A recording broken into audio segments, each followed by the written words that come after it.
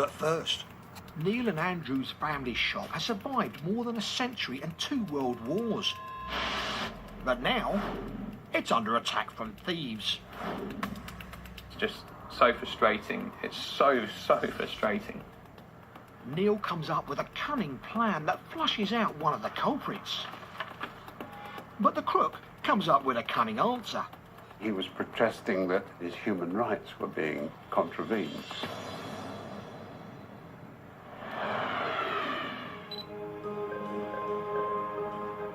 The city of Cambridge is famous for being a place of ancient learning. And amongst the many historic buildings in the city centre, there's a hardware store, which, as managing director, Neil Mackay will tell you, has a long history of its own. Mackays has been here since 1912. We've been through 2 wars, loads of recessions, and my forebears set it up on the basis of let's make ourselves useful and do things for the community. And it's kept us going for the last 104 years. Neil's son Andrew is next in line to take over.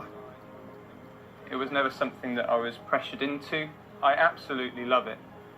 We've successfully passed the 3rd generational curse, which they talk about a lot about family businesses. You know, I'm the 5th generation into the business, and hopefully that's going to continue a long way into the future. But the family's business has recently come under threat from persistent thieves. Neil estimates that in the past year alone, £35,000 worth of goods have been stolen. It has a huge effect. It takes 10 to 12 sales to replace one that's stolen. And the actions of this thief proved to be the last straw for Neil.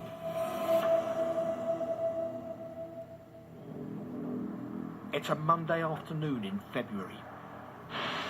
A man in a grey beanie hat walks in. The store has around 30 cameras. And he is captured as he wanders round. We invested in and installed our own CCTV systems and gradually expanded it to try and catch every nook and cranny that we've got in the shop. It's not easy. The man in the hat starts off in one of the few camera blind spots where he stops by a shelf and loiters for a bit, but walks away when these other customers come near. He crouches down where the camera can't see exactly what he's doing, but shop supervisor Nigel has spotted him acting suspiciously. He was looking down, was on his hands and knees, looking at the magnets. I was just behind the stand watching him, and at this point he squeezed the packet where the magnets were, dropped into his hand and proceeded straight out the back of the shop. The man's not aware that he's been seen pocketing this specialised and quite expensive magnet, and that Nigel now suspects him. The man leaves the store, and following close behind him is Nigel, who calls to a colleague to come with him in case things turn nasty.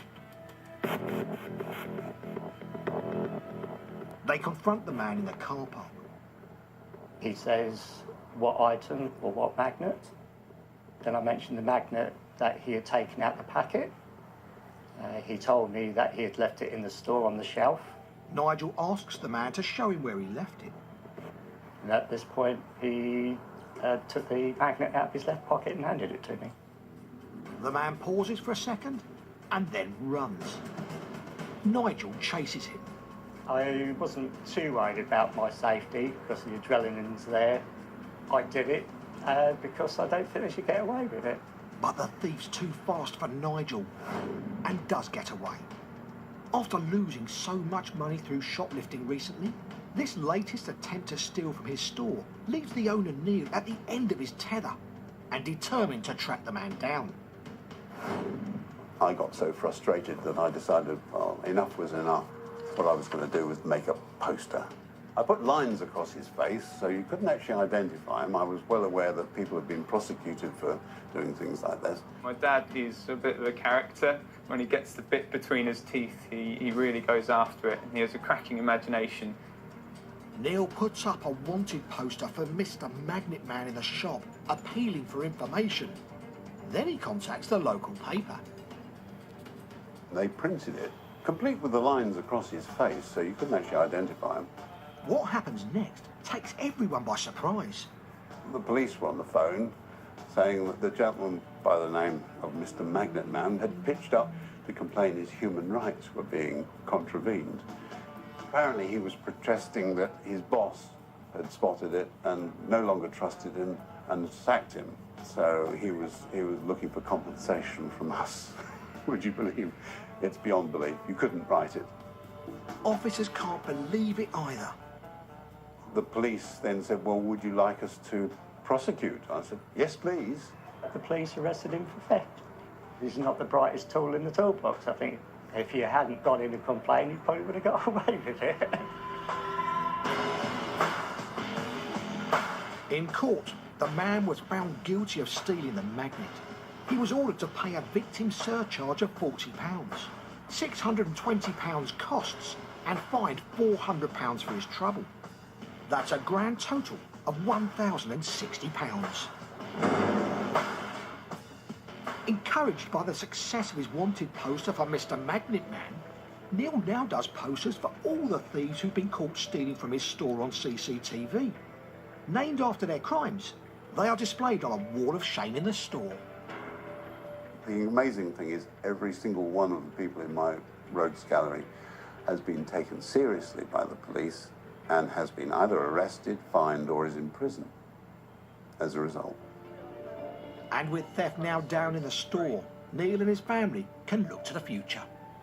We've been here on the same site for 104 years, and we hope to keep going for many more generations.